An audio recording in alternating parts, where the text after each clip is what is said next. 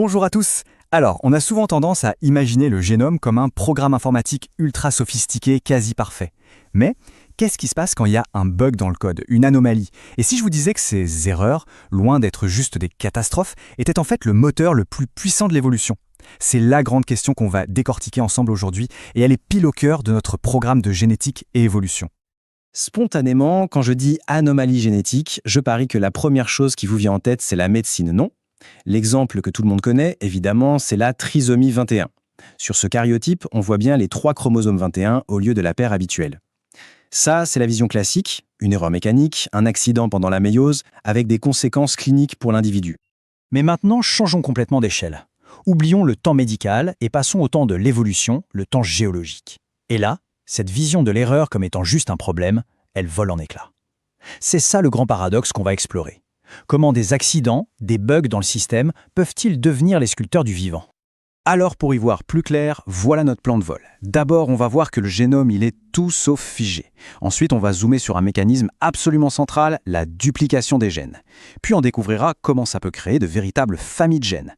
Après, on fera le lien entre tout ça et l'apparition de nouvelles espèces. Et pour finir, le clou du spectacle, une application concrète, méthode BAC. Allez, c'est parti. Première étape donc, le génome en mouvement.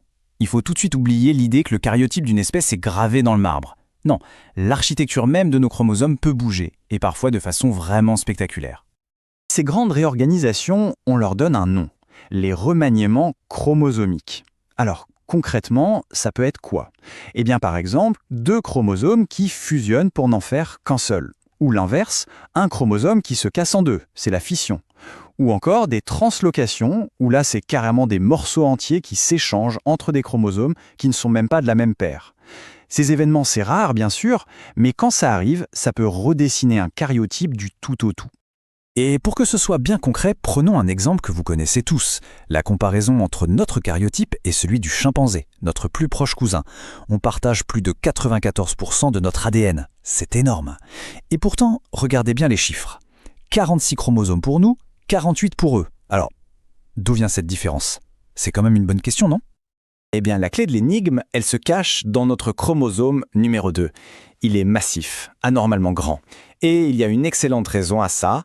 Ce chromosome 2 humain, c'est le résultat de la fusion de 2 chromosomes ancestraux qui sont, eux, restés séparés chez le chimpanzé. Vous comprenez? Une erreur, une fusion accidentelle chez un de nos lointains ancêtres est devenue une caractéristique fondamentale qui définit notre espèce aujourd'hui. C'est quand même incroyable. Ok, on a vu les gros changements, les fusions de chromosomes. Maintenant, on va passer à une autre échelle, beaucoup plus fine. On va s'intéresser à une anomalie qui touche cette fois un seul gène à la fois, la duplication. On pourrait appeler ça l'art de la copie accidentelle. Et comment ça arrive, ces copies en trop?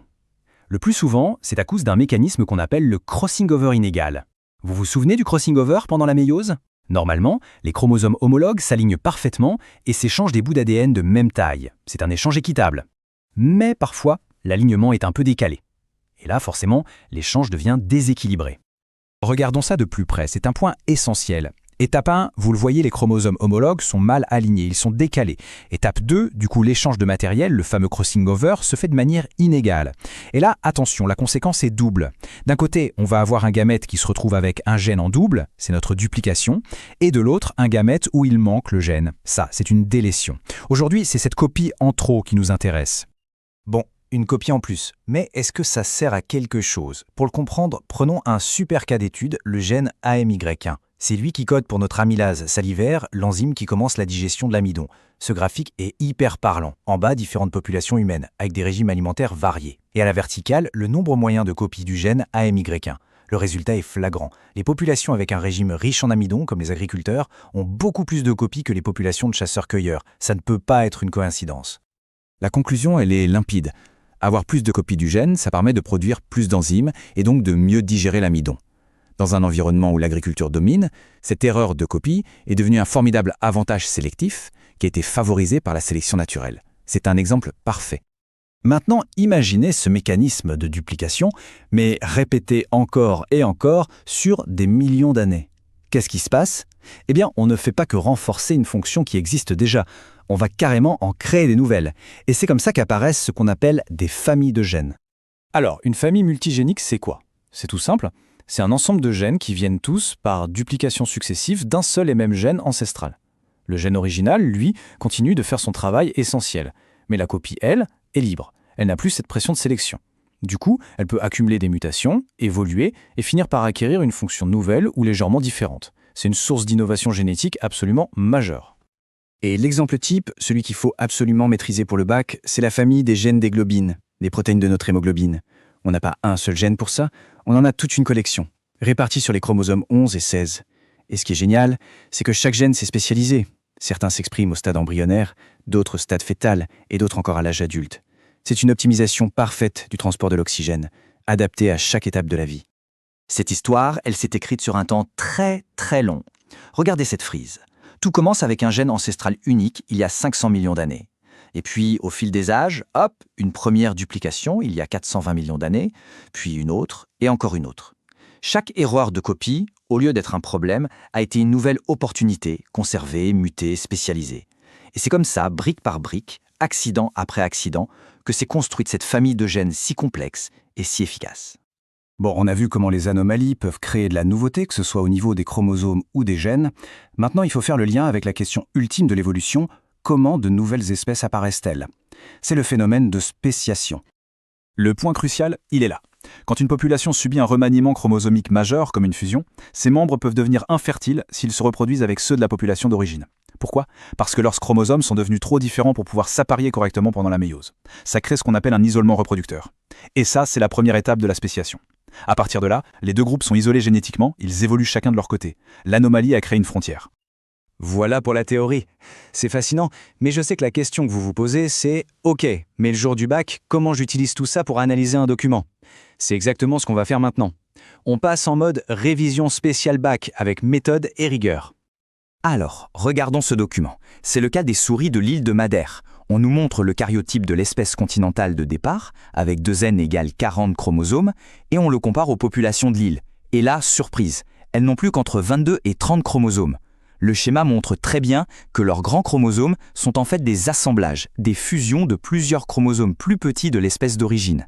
Méthode BAC. Étape 1, j'extrais les faits, rien que les faits, sans interpréter. Je note 1. L'espèce initiale a 40 chromosomes. 2. Les espèces de Madère en ont entre 22 et 30. 3. Le document montre que c'est dû à des fusions chromosomiques. Et 4. Le texte nous dit que la spéciation a été très rapide.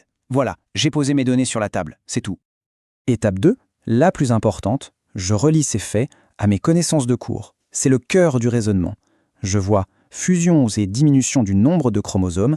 Dans ma tête, ça doit faire tilt, remaniement chromosomique. Et je sais, grâce à mon cours, que ces remaniements créent un isolement reproducteur. Pourquoi? Parce que la méiose entre une souris à 40 chromosomes et une à 22 va être très compliquée, voire impossible. Et cet isolement reproducteur, c'est la condition sine qua non de la spéciation. Vous voyez le cheminement? Données, concepts et liens de causalité. Enfin, étape 3, la conclusion. On rédige une réponse claire qui synthétise ce raisonnement. Par exemple, la spéciation rapide des souris de Madère s'explique par d'importants remaniements chromosomiques de type fusion. On sait que de tels changements de cariotype créent des barrières reproductives entre les populations en rendant la méiose impossible. On en conclut donc que ces fusions ont isolé génétiquement les différentes populations de souris sur l'île, empêchant les échanges de gènes et menant à la formation de nouvelles espèces en un temps très court. C'est précis, argumenté et ça répond à la question. Et tout ça, ça nous ramène à notre question de départ. Finalement, un génome qui ne ferait jamais d'erreur, un système de copie parfait, serait-il vraiment un avantage? Ou est-ce que ça signerait la fin de toute possibilité d'évolution, de toute adaptation? On voit bien maintenant que l'imperfection, le hasard, l'accident, ce ne sont pas des défauts à corriger, mais bien le carburant de l'extraordinaire créativité du vivant.